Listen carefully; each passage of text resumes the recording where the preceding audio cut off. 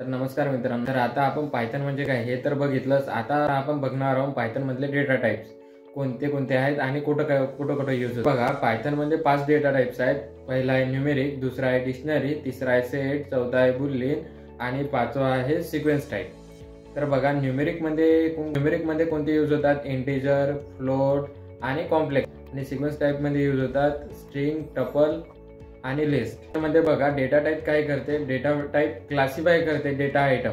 म्हणजे आता एक्झाम्पल बघा, आपण एक आता इंटिजर नावाचा एक डेटा टाइप घेतला आहे, ज्याने तो डिक्लेअर काय करताय, एक व्हॅल्यू डिक्लेअर करेल. आपण फर्स्ट व्हॅल्यू num1 मध्ये टाकणार आणि सेकंड व्हॅल्यू num2 मध्ये टाकणार. तर बघा, एंटर द फर्स्ट नंबर. तर बघा, आपला फर्स्ट नंबर असणार 10 आणि सेकंड नंबर मध्ये टाकू 20.